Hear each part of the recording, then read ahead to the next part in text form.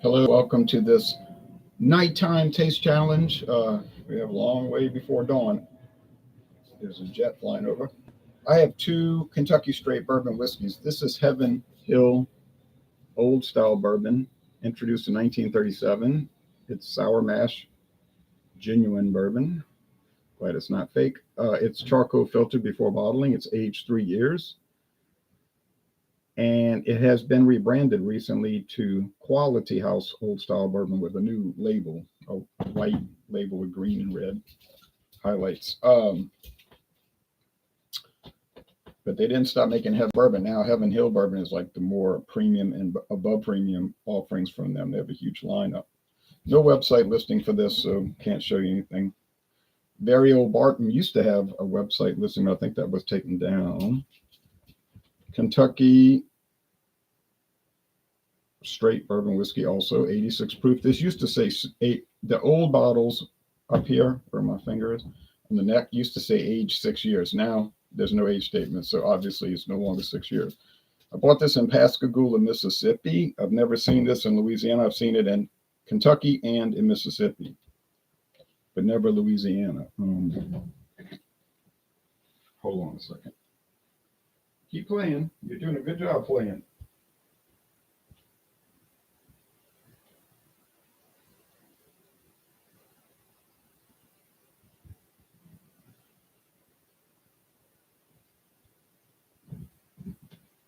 So I want to wipe my eyeglasses off. Availability on both of these, I don't know. I've never seen them in Louisiana. Like I said, Heaven Hill, I bought this at Vintage Liquors in Texarkana, Arkansas. Oh, get back. See, she was playing, and now she wants to be on my legs and everything. Come on. You need to cool it. I need you to calm down while I do this, okay? Do a good job.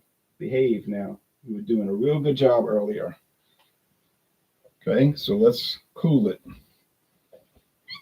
Yeah, why don't you get up there and lay down or something? You're probably tired from all that running around. Getting kind of wild. Yeah. Go play. Yeah. All right. I can check real fast, but they used to have a website called Great Bourbons. It was a Sazerac Buffalo Trace website, but it stopped functioning. They had never updated it, and it just was a dead link.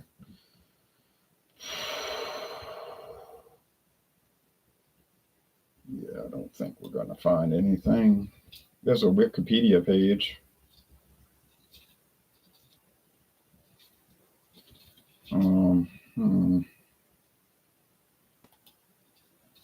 They have something on the Wayback Machine. Let's see if they have it's still archived.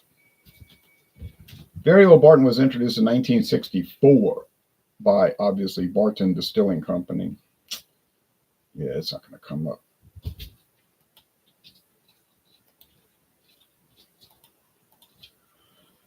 But in 2009, Sazerac bought Barton, so they kind of redid all their, not going to say their labeling, they redid their websites and everything, and a lot of the brands they just do not show. Yeah, nothing's going to come up, so let's just scratch that. I don't know why they got it so low priority. You can see the bottle is exactly the same as the old Weller bottles. Weller used to come in this. Hartley Brandy is bottled in these bottles today. And also, I saw two-star bourbon at Total Wine & More was in this bottle. Some of their cream liqueurs. So it's a common, I think it came from Barton, but Sazerac utilizes it for a lot of stuff. Okay. So I'll put that over here. That's not enough. This was $11.99 for the 750 milliliter at a liquor store in Pascagoula. I don't remember the name of the store. I do know where it's located, and I do remember it was in a strip mall close to the main highway. So I do remember it, and I could find out if somebody wanted to Look for it. They had bigger bottles, the handle, same glass, big glass bottle handles, but I said, well, it is cheaper per ounce, but I don't need that much of it. I'm satisfied with the, the 750. Now the Heaven Hill was the same price, 11.99, but you get a liter bottle. And I guess Quality House is about the same price these days. I know they sell it in Texas at Specs, big liquor chain in Texas. Great, great liquor store too, I might add. All the ones I've been to. So these are amber/copper. This one, the Heaven Hill is a little more copper. This one's a little bit more on the amber end. Turn the lamps on now. Okay, get off my feet. Do something that doesn't involve me.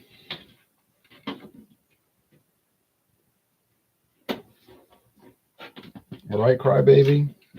Oh, no, get back from that wire. I had a feeling she'd jump. Come here. Get out of there. Get out of there, you nutcase. There's your mouse. Play with the mouse. You were having a good time playing with that until I got up to go clean off my eyeglass. I figured that's when she'd try to get engaged with me again. Okay. When I was in Kentucky, they had very Old Barton at every liquor store that I visited. It was so common there. And like I say, I went to that place in Mississippi and they had it. That's Pascagoula on the Gulf Coast, so it's not too far away.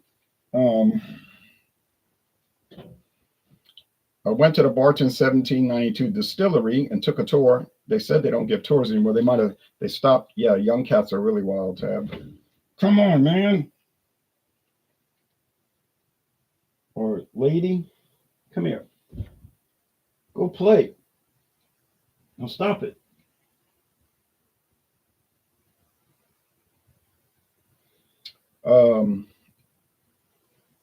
Great tour.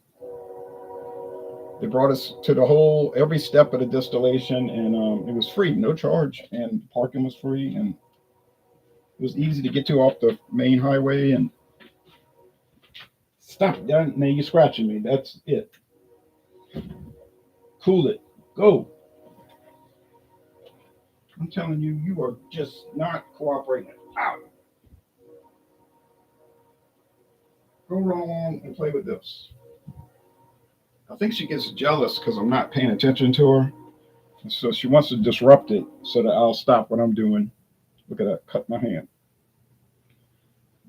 That way I'll stop, you see, and just play with her.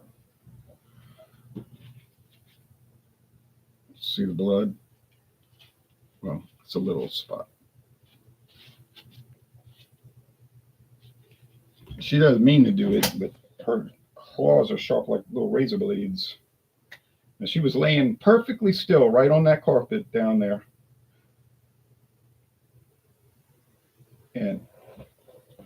But I started doing activity like getting the bottles together and all, and that set off the mania. All right. When my cat Leo was young, he'd jump on me from behind and scratch me up. Yeah. She likes to bite my hands, but she doesn't bite hard to like cut me or anything. She's just playing. But like just now, she was swiping at me playing, but her claw caught my skin. And in a way, I almost wish a real mouse would get in this house from out in the woods so that she could be really preoccupied.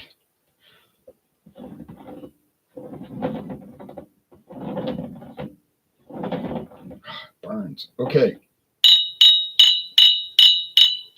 But yeah, they took us in a rick house, these big warehouses with many floors. They're all built out of wood, and they have like metal sheeting on the outside. They're open air though. They don't have like heating or air conditioning. Get away from the wires, I'm telling you. Get back.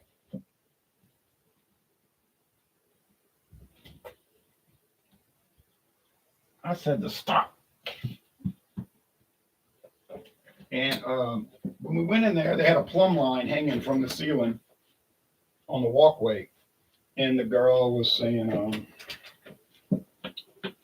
she was about 20 years old or 21.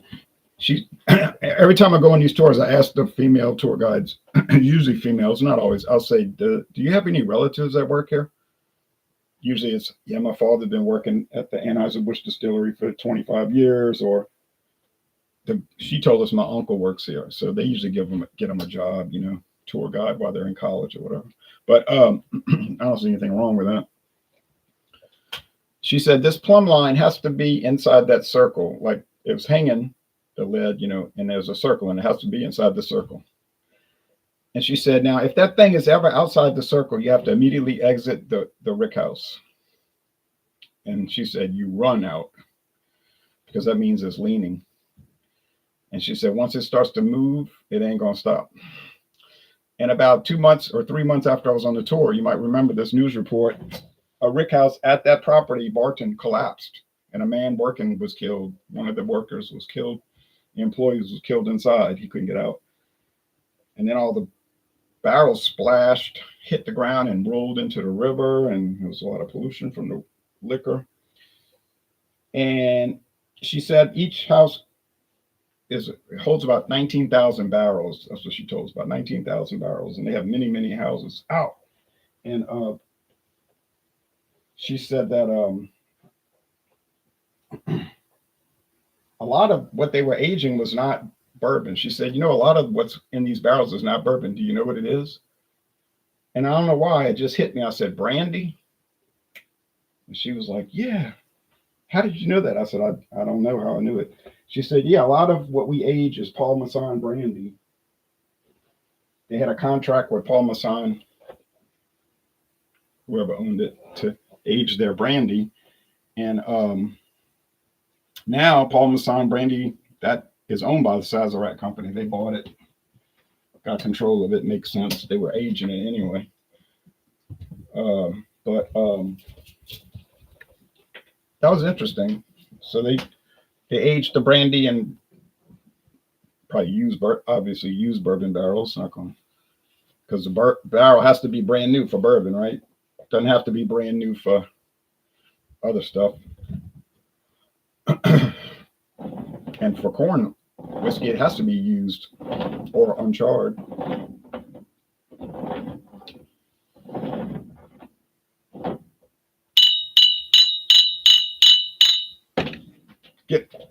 You just won't stop it this morning, huh? I thought if I went early, it would work out. Come on.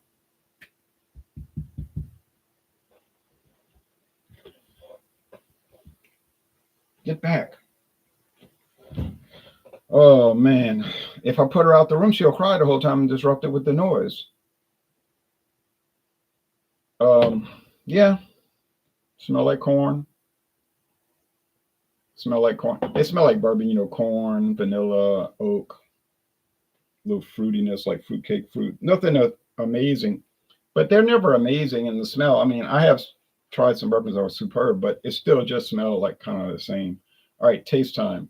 I have them mixed up, so I don't know which is which. I have tags at the bottom of the glasses, so when I'm done, I can tell. Now, is 86 proof going to make a difference versus 80? That's, 43% alcohol versus 40. That's a tough, that's not too big of a difference. Sometimes even 90 to 80, you can't tell. Well, I can't tell. Sometimes yes, sometimes no.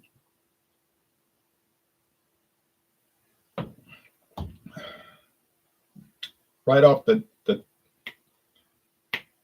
bat, it is very oaky. This one is wood forward. So if you're really into charred oak, heavily charred oak, this is it. Now I noticed something about especially Sazerac / Buffalo Trace products, their whiskeys. When you start getting low in the bottle, like really low here, it'll exemplify, and they get hazy too. They definitely go from super clear to hazy. Sometimes even sediment. But they'll get a stronger and stronger and stronger oaky taste, like that Blanton's. When I got to the thank you, Sonia. When I got to the bottom of the Blanton's, it's just like pure wood, which I like. So it's not a bad thing for me. But you just notice it. I do, and I don't know what the science is behind that. And I hear people see people doing videos, and they'll say, like, they'll review some of these like very Old Barton off the rip. And I'm not sure, I don't know what that expression means. Very Old Barton off the rip. You might know what that, it's like a drinking expression. Does that mean when they first opened it, cracked it open and tried it? But they'll say that off the rip. And I'll watch the videos and they talking about the product, but I don't know some of these terms, these slang terms. Howdy, Ron, says Chaz. It's Mo from Arizona who sent you craft beers last year. Oh, thank you. Now, see, it's hard when people use different names, to keep up with who it is. Great to see you doing well. Merry belated Christmas, Ron. Merry Christmas to you. Well, it is the third day of Christmas, so it's still Christmas season. A lot of people think Christmas is over when Christmas Day is over. That sounded like silverware or steelware.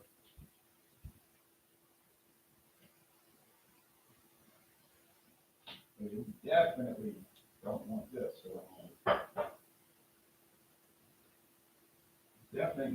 Definitely need to stay away from that.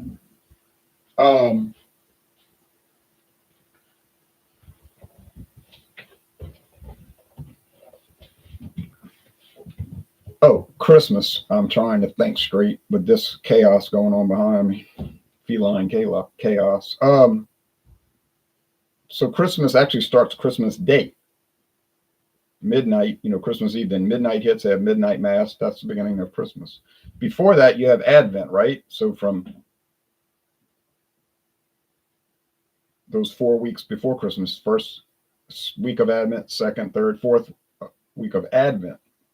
So a lot of people know about that the correct way, and they'll do Advent calendar beer reviews, like 4 weeks. Their only problem I notice is they don't put the title of the name of the beer in the title. They'll just say Advent calendar review number 24, number 23. They're going to lose a lot of viewers on that because a lot of people are not going to click on a video if they don't know what it's about. They're just not. And it doesn't have to be a mystery. There's no now, if you wanted to do a blind tasting, that's fine, but at least let the viewer know because they're not tasting it. They're just watching you taste it. So somebody was doing a Hanukkah series like that, and I told him, I said, Chad, you should put the title of the beer, and he agreed. He said that is a good idea, and he went back and edited and put the title of the beer, the name of the beer, and that seemed to make a difference in probably viewership. Now there's 12 days of Christmas. You've heard the song, the 12 days of Christmas, so that's Christmas Day. So today's Christmas Day 3, and the different presents in the song they gave. There's a Louisiana version, which is madcap, zany version, 3 French breads on the third day. But day 4 is For You Drive Me Nuts. And 5 onion rings is what they say. It's funny. But and then when Christmas season ends, you have 12th night, and that's the beginning of Carnival. Carnival, interval, meat interval, carne, meat interval, where people eating meat. And that reaches a climax on what? Fat Tuesday, Mardi Gras. The big party and festive day, because then begins the season of Lent, fasting, penance, reevaluating your life. You're thinking, try to sacrifice things during Lent. And that's preparatory to what? Easter. So Advent is preparatory, a prelude to, is more solemn, a prelude to Christmas. And Carnival is a prelude to Easter. And then Easter celebratory, people always have some kind of beef, for Easter, beef meal, because they weren't eating meat on Fridays. Used to be not meat at all, but meat on Fridays. So these all go back to the medieval traditions, even back to the Roman Empire, the previous to the Middle Ages. But and then you just have regular, ordinary time after Pentecost. So, but it's all interesting how these things have those connotations.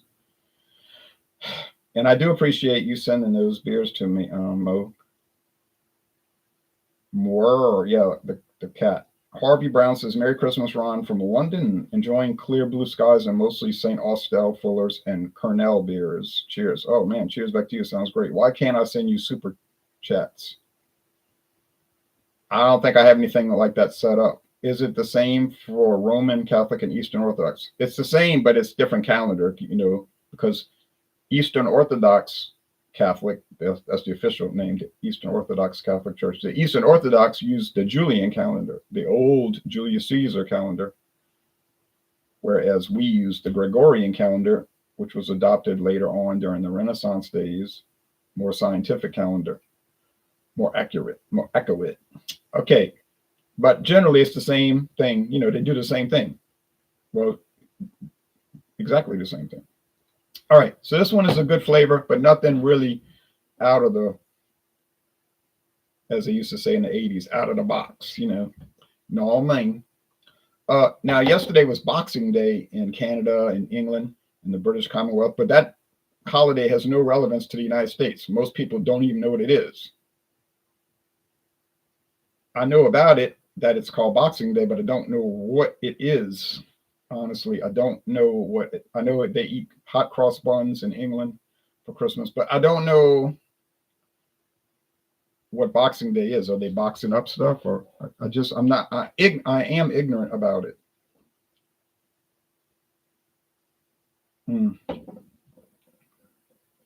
See, more sweet corn and less wood here. This is making me think it's the Heaven Hill, because I got a lot more of the Heaven Hill left. I just started this bottle series, and I don't have much of that. Only maybe 2 more taste challenges was very Old Barton, or as people call it in Kentucky, VOB. So I'm going to say this is Heaven Hill by virtue of the less oak, but they pretty much taste the same, honestly. It is. So I use that, if you want to call it a cheat sheet, or that cheating clue of I'm looking for that heavy oak when I'm getting low in the bottle, and I found it. Now, is the Heaven Hill going to become more oaky as I get low? I do believe so. They say that their mash bill is 78% corn, 12% rye whiskey, and 10% malted barley whiskey. So it's a blend. Most bourbons are blended with different barrels and different types of whiskey. 78% corn whiskey, 12% malted barley. Rye whiskey, 10% malted barley whiskey, all of which have to be aged, required to be aged in new charred oak barrels. Doesn't have to be white oak, but that's usually what they use, because distillers found that's the best oak for flavor and that kind of thing. It's a holiday of wealthy giving boxes to the poor. Oh, okay, like a charitable thing. Okay, that's cool. So like a gift box to the poor, impoverished. Okay, now see, I appreciate that information, Tab. Well, we had those kind of days like in early December, what they call Giving Tuesday, I think. And we have I Give Catholic, but Giving Tuesday, where people donate to charity. So it's before Christmas Day. But the carnival beers are already hitting the store. Last week, the carnival beers showed up, because that has to come out early. Just like Valentine's candy's on the shelf already, has to come out early, because it gets played out pretty fast on the store shelves. Which of these do I prefer? Well, I prefer the very Old Barton because of the oakiness. But I also realized that this bottle was open in 2021, and it's slowly dissipated with air getting in over those 4 years. And now I'm getting low in the bottle, so that oak is exemplified. This one is probably going to develop similarly. Now, this one says sour mash, and on the very Old Barton, they make no claim for it being sour mash. So I'm assuming it is not. Although some Buffalo Trace whiskeys are definitely sour mash. Interestingly, this one says bottled in Frankfort, Kentucky. It says bottled there. It doesn't say distilled there. Very Old Barton Distillery is in Bardstown, Kentucky. The Barton 1792 distillery. Sazerac renamed it 1792 to honor when Kentucky became a commonwealth or a state. Okay, one of the new states after the independence. And then, but for whatever reason, and I don't know the reason, but for whatever reason, they're bottling it down the road. Up the highway, up the road in Frankfort, Kentucky. Maybe there's a bigger bottling plant at Buffalo Trace. but you know, that is indicated on the bottle. This one here is all Bardstown because Heaven Hill's headquarters is also in Bardstown. Okay, okay, Chaz says, I genuinely appreciate you reviewing the craft beers that I sent you. I always refer my friends to your channel to get information on what to expect for any years they buy because you've reviewed them all. I have reviewed a lot. Harvey Brown says, my wife and I managed, and I appreciate that. My wife and I managed a little pub crawl in the city of London, Clerkenwell, Farrington, Holborn area yesterday, Boxing Day, but most pubs were shut. Oh, man.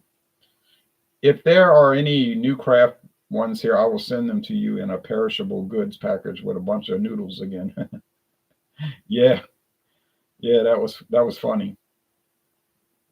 Technically, you can't send liquor or beer in the mail, but then or UPS, but beer companies send it to me. They'll send. Firestone Walker's been sending me beer. I never asked for it. They just asked me, did I want to review? I ain't gonna tell somebody no. Uh, Even Four Loco, I would review them. I wouldn't want them though. But with their artificial sweetener. Ugh. But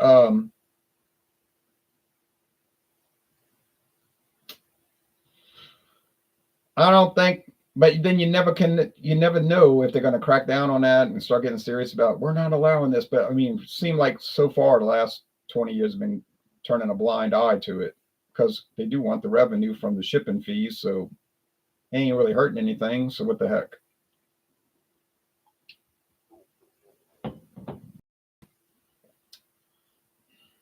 So I was able to tell them apart. I have another one or two more bourbons. One, two, can't remember. And then we're going into blended whiskey. I have a new.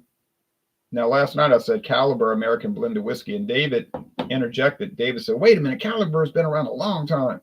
I said, "Yeah, yeah, yeah. It's an old brand from 2004. Okay, 21 years."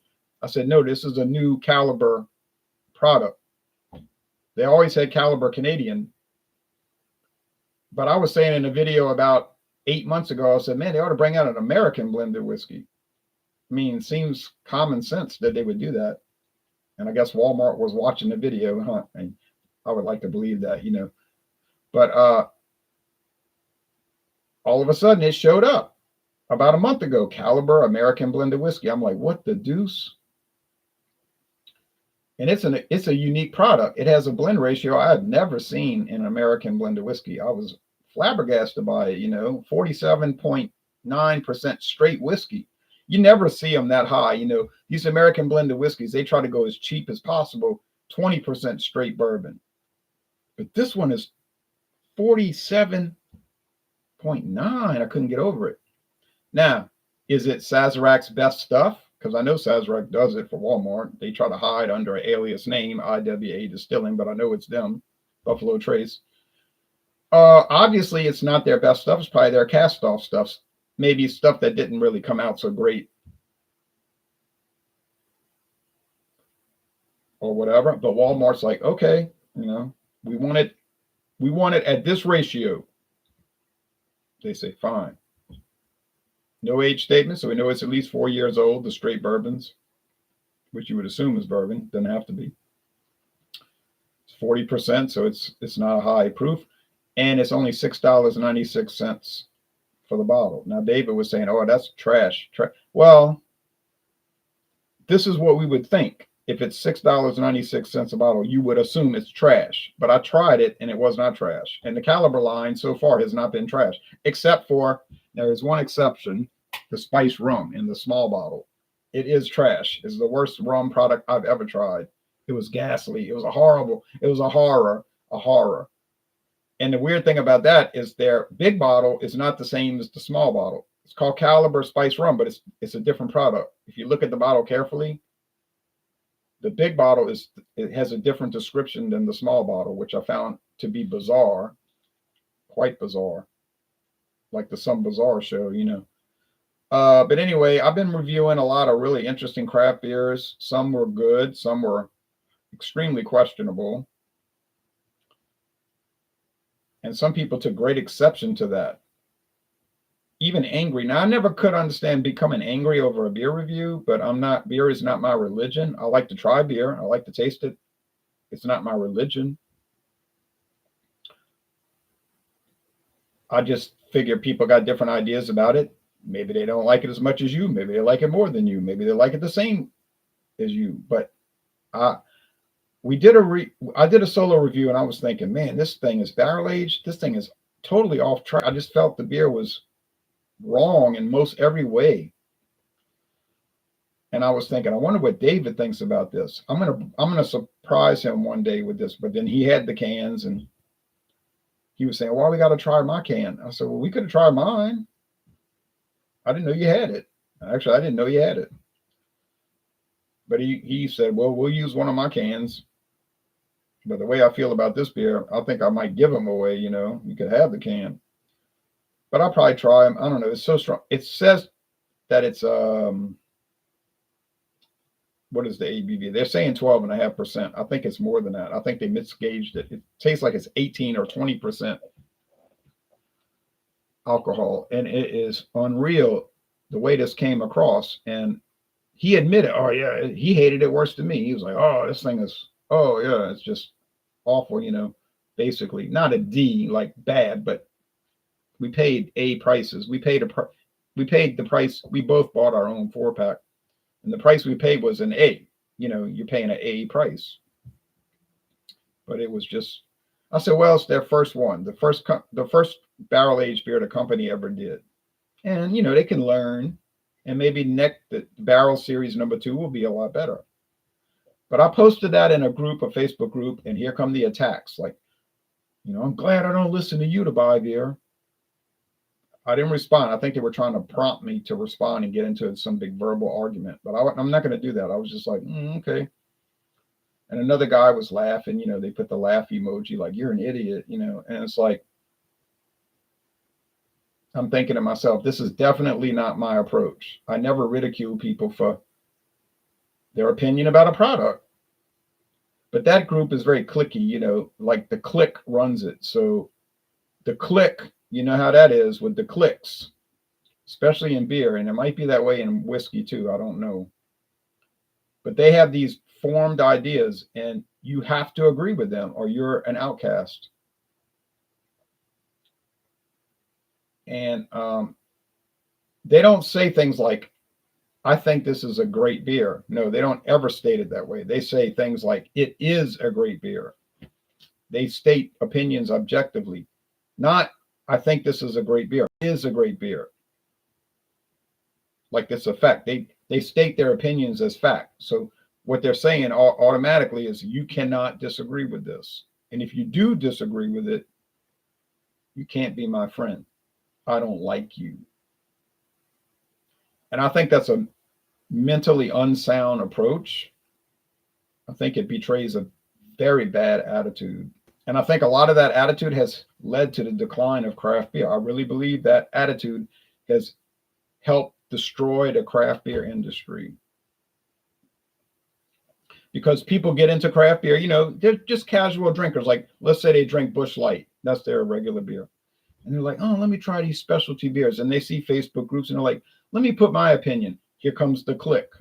What's wrong with you? You don't know anything. And they just downgrade these people, attack them, make them feel small. And they're like, to themselves thinking, is this what this beer is all about? I never ran across this kind of attitude with Busch Light. I'll just go back to my old reliable. And you cannot get these people to understand that they are destroying the thing they love with their attitude. Maybe it happened in bourbon. Look at the bourbon industry is in free fall collapse right now. Bourbon industry, it's not going to go away, but it's in a free fall collapse. And if it's that same attitude coming after people that express an opinion, they deserve the collapse. Except it's not fair to the companies that made the product because they don't really promote that kind of thinking. Okay, comments. My wife, oh, I read that already. Harvey Brown says, we've had a satisfying amount of winter and Christmas beers in bottles and at the pubs this year. Mince pie, Oh, I have mincemeat pie right now. I'm gonna eat some mincemeat pie later. Oh man, that's my favorite pie. Most people I talk to never heard of it. True story. In bottles and at the pubs this year, Mince Pale Ale by Renegade Brewery at the Old Meter Pub in Holborn being my favorite. Hope your daughter is doing great, says Chaz. Love the joint reviews you do with her. Hopefully there's another one coming up soon. Actually, on Christmas Day, we recorded a trio review. Me, her, and her boyfriend.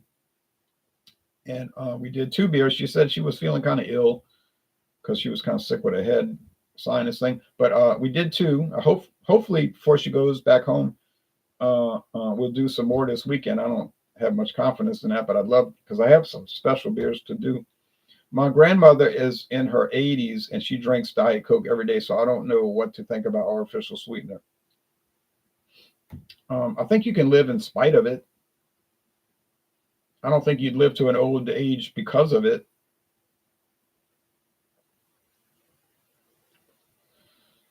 You know what's really trash, says Chaz? It's my freaking Arizona Cardinals. Yeah, they beat the Saints. I'm so sorry for that. They didn't deserve to win. Yeah, Arizona Cardinals. What a nightmare. A team that just never, and I don't have any axe to grind against them. They are just never good. It is unreal. They were the Chicago Cardinals, and they weren't really good there, although they did win the NFL championship a couple of times. But they didn't get a lot of support, and they were like, you know what? Let's get out of this city. These people, they only care about the Bears. So they went to St. Louis, Missouri, and the people weren't too really interested in them. Although the team wasn't usually very good. And then they were like, let's get out of here and move further west. And they went to Phoenix, Arizona. Remember when they were the Phoenix Cardinals for a little while? And they rebranded to the Arizona Cardinals to encompass the whole state. But they haven't had much success there. And it's funny because St. Louis was like, you stole our team, our beloved team. And they were like, beloved, you didn't go to the games. The attendance was kind of bad. And St. Louis has managed to lose 2 NFL teams. And that is something to talk about, right? Harvey Brown says, I've enjoyed your detailed knowledge and honesty when judging beers over the years. I'm glad you do, because some people do not. And they've gotten very angry over the years with my opinion about a beer. I mean, I don't know what to do. What am I supposed to do? Lie? You want me to lie? Get on the internet and lie? And pretend that I love something that I can see is not that great, in my opinion, so that I could fit in with the group? Is that what we're supposed to do? I don't think that's what we're supposed to do. I don't believe we're supposed to do that. You're talking about people who are tribal. That's how politics are too. Oh, you don't have to convince me. Democrat, Republican, I talk to both sides, and you cannot talk to these people. You cannot talk to them. They have talking points, and that's all they'll talk. And they'll never think like analytically. It's like, well, it doesn't matter what the subject is. It could be the Second World War, it could be today, foreign affairs today, and they do not think. They only emote. I got to see family, even some family I didn't want to see. Yeah, says Jason Whitcomb. Hope everybody had a Merry Christmas. But it was Christmas, so I just had a Pabst Light or two and put up with it. Yeah, I know the feeling. St. Louis got the Rams, but they have the United Football League Battlehawks, for what that's worth. And you know what that's worth. If anyone cares about that league, well, honestly, there are definitely dozens of people around the whole United States that care about the United Football League. I guarantee you there are at least dozens of people that care. I promise you. Could be in the hundreds. Yeah, the Phoenix Cardinals playing at Arizona State Stadium in the blistering heat until managed to get the retractable roof stadium that they play in now. Yeah, I remember those old days playing at Arizona State University Stadium. I was like, man, I feel sorry for this team in a way, because they never seem to find a place that's a good fit. Chicago, they started in like 1898. It was never a good fit. Then in 1960, they moved to St. Louis. It wasn't a good fit. Now they're in Phoenix. It's not really a good fit. I'm currently, that's what your comment is. I'm currently. Okay. But I have no axe to grind. I preferred when they were the St. Louis Cardinals because they would play the Saints every year. Remember that? Every year they would play. They weren't in the same division, but they would play every year from 1967 to 87 because they're a 10-hour drive apart. Maybe less if you're driving too fast. But and the NFL scheduled that way because you would get a pretty good amount of people coming from St. Louis, and the next year you get a pretty good amount of people from New Orleans going up there. Usually driving, not flying, and it's a shame that it's kind of a rivalry. That was actually the first NFL game I ever went to, 1983. This Cardinals at the Saints, and I remember the inexpensive seats were $10 even. That was the price after tax, $10 at the box office. We just walked up, bought the tickets. It was a great time. I think the spring football thing should just give up. I agree with that. But I think people who like to gamble like it. Yeah, that's probably what's keeping it afloat. I like the fact that both the baseball and football team had the same name. Yeah, that was a coincidence because they already had the St. Louis Cardinals. And then the Chicago Cardinals came in, so they were the St. Louis Football Cardinals. I can't believe that a team that wins the Super Bowl loses their team. It happened. Because Los Angeles is so much bigger. Los Angeles is the second biggest city in the United States. It's a magnet. Ain't no way that city was going to go without an NFL team. Was not going to happen. They brought the Chargers back to LA. A lot of people don't realize that they originally were the Los Angeles Chargers. A lot of people don't know that. You can win money on that bet. And they brought the Rams back, who originally were the Cleveland Rams, by the way, I might add. But they left Cleveland because they didn't get good support. So they went to LA in 1946. Back in the AFL. The AFL? Now, I'm not sure what you mean about the AFL. Oh, the Chiefs were the Houston Texans. Of course, yes. 60, 61, 62. But they couldn't compete with the Cowboys. Even though they had a better team than the Cowboys. People perceive NFL better. So the Cowboys, even with their horrible record back then, win 2 games a year, would bring, close to a sellout. And then the Chiefs would be struggling to get 25,000 people. And they're like, man, let's get out of here. Let's go to Kansas City, which doesn't have a team. And then in a few years, they're not going to have a team because they're moving to Kansas City, Kansas, across the state line. Got a better stadium deal. The Boston Patriots, right? When were the Chiefs the Texans? 60, 61, 62. 3 seasons, 1960, 61, 62. Same exact uniforms. Identical uniforms. They just changed the decal on the helmet. That's all they did. So if you look at the old photos, color photos, identical uniforms, but they just changed the decal. Oh, the Broncos. Yeah, well, they were always in Denver, since 1960.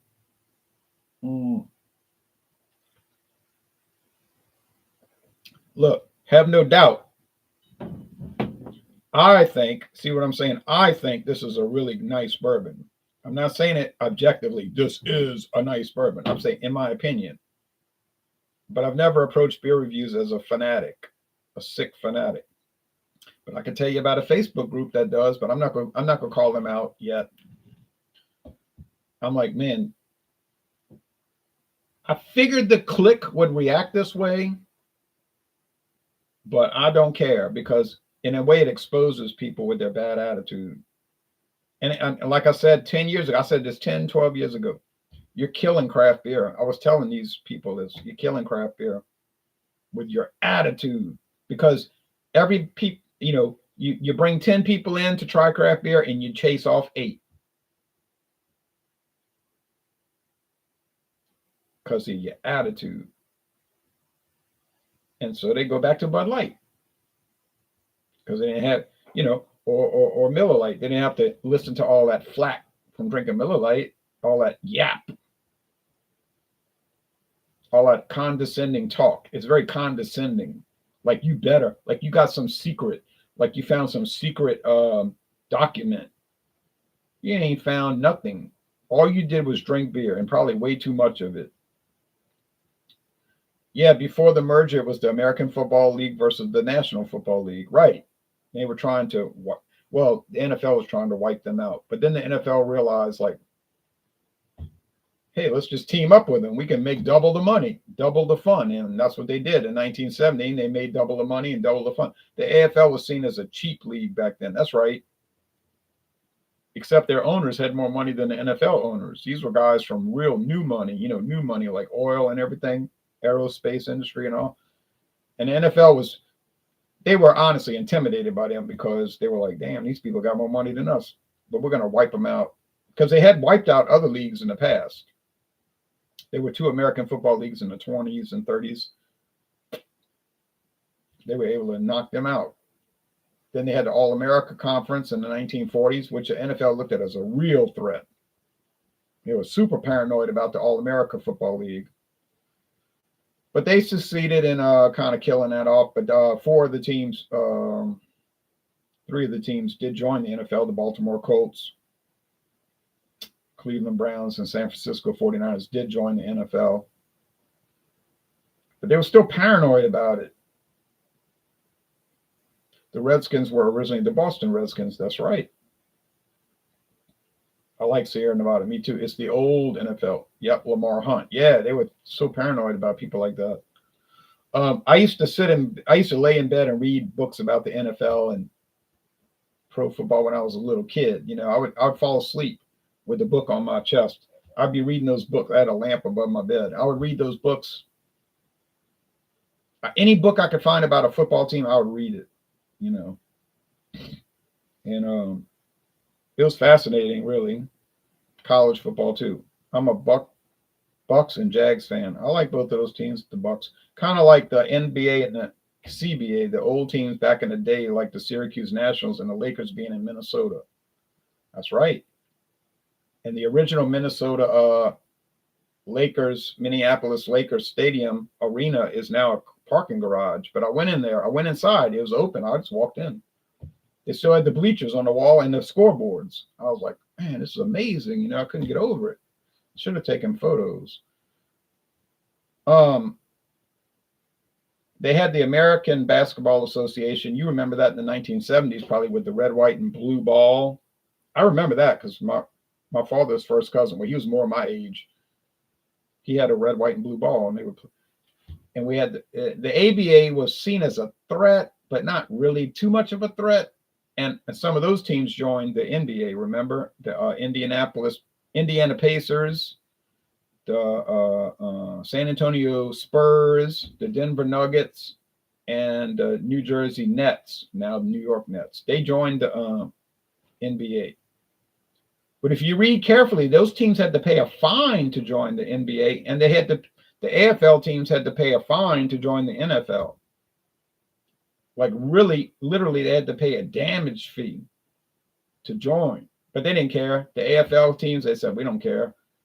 We're going to make so much money, we can just pay them back a little bit every year because they told them they could pay it in installments.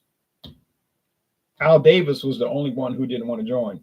Al Davis was like, screw the NFL. I hate those people. Never surrender. We'll never join them. We're going to war. We're at war. And the other AFL owners were saying, are you crazy? We're joining right now. And he said, I'll quit. I resign as commissioner. They said, okay, bye. But I think I read they had to pay. They didn't finish paying until like 1991. Took them like 21 years to pay. And the ABA, they had to pay, those teams didn't pay them back for a long time. But they didn't care. It was like, well, we ain't passing up this. No way. Ain't happening. It's like the National League and American League in baseball. No way they was passing up a merger. It wasn't going to happen. Because you're making a lot of money. It's two leagues, but you join together and you're going to make way more. So they're like, oh, yeah. Some of those old teams were in Florida and other teams like Oakland, the Oakland Oaks with Rick Barry. Yeah, I remember. And they had like the Baltimore Claws, all these crazy teams, New Orleans Buccaneers, which didn't last. My father said he went to a game at the Buccaneers. Said it was fun. The ABA tried to get a TV contract with CBS, and CBS showed some games on CBS Sports Spectacular. I remember that as a kid, says Jason. I hate the Cowboys, although my Arizona Cardinals beat the Cowboys, but Jerry Jones totally changed the way money flows in the NFL. He has a lot of power. He has a very important power base. And I don't know if he's good or bad, you know. But anyway, thanks for watching. It's very exciting taste challenge. I'm glad I got it right. Glad we got to talk about some issues which are not going to go away as it concerns sports and bad attitudes in the beer, wine, and liquor world. And I've heard people say, don't even talk about wine. They got the worst snobs on earth in the wine world. Don't even go there. People told me that. Don't even go there. These people spend their whole day trying to one-up each other. So I don't really know about that, you know, because I don't get involved with wine except to drink it, you know. But it's pretty bad in the craft beer world. Probably bad in the whiskey world, liquor world, I would guess. Amen, says Chaz. I like the Cowboys myself. I don't dislike any NFL team, although I don't mind seeing the Atlanta Falcons get beat. I don't really mind seeing them get beat. That goes back to the Saints playing them every year, twice a year, since 1966. And their attitude is bad. They come into New Orleans like, y'all are garbage. The Saints are trash. They're talking all this garbage. The Saints are trash. And I'm like, what Super Bowl did you win? And I tell the Falcons fans, I was like, what Super Bowl did you win? Oh, that's right. You were winning. And then you were winning like 38-3. And then you lost in overtime because you couldn't hold the lead in the fourth quarter. Oh, yeah. No, I forgot. Yeah, that's right. I remember that game. Answer, none. You never won a single NFL championship, but you're talking like you won 10. Now, I don't care if Giants fans come in talking and try. I know their team is terrible now. If the Giants fan, and they bring a lot of fans to the Superdome, believe me, these people travel. If the Giants fans come in talking trash, I don't care. They got the belts. They got the titles. They're going back to 1920. I don't care. You got it. You won it. We won one. You won like, you know, a lot. Or 49ers fans coming in talking head. I don't care. Doesn't bother me. You got the titles.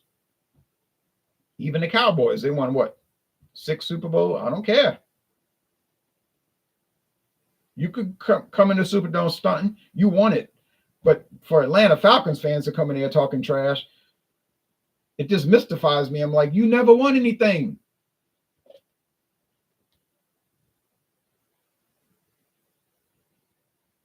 If I was a Falcons fan, I'd be the most humble fan in the world. I'd be trying to hide. If I went to a game, I wouldn't be talking loud. I know that much. I remember Brett Favre on the Falcons. Oh yeah, that was interesting. Falcons lost to the Patriots when they should have won. Yeah, they blew it. That Super Bowl against New England. Oh man, this is a therapeutic live event. You've got a prayer and a smiley face, says Chaz. Yeah, the Giants beat the Pats twice. Yeah, a team that had a horrible season all year long, and they barely made it to the wild card, like the worst playoff team, and they inevitably won the Super Bowl. Which is why I hate playoffs. I hate the playoffs because it rewards bad teams. The Falcons slipped on a banana peel versus New England. Hey, you know, it doesn't bother me, but I don't understand why they come into New Orleans talking all kind of trash and loud, and they're arrogant, like, yeah, we're the Atlanta Falcons. Look at us. Look what we've done. And I'm thinking, what have you done? Aside from changing your uniform about every year. I don't understand the loudness. Because you got an underground shopping mall? Jimmy Johnson, a great coach, really turned the Cowboys around. Oh, yeah, I remember those days. Who can forget? Who would forget? All right, y'all take it. He drafted great. Oh. That would be like another hour video, Jason, to talk about that. The legend, the Jimmy Johnson legend, right? All right, well, y'all take care. It's so unfortunate to be part of the NFC West. Well, you got the Seahawks. You got the Seahawks. You got the Seahawks, Hawks, Hawks, Hawks, Hawks, Hawks, Hawks, Hawks.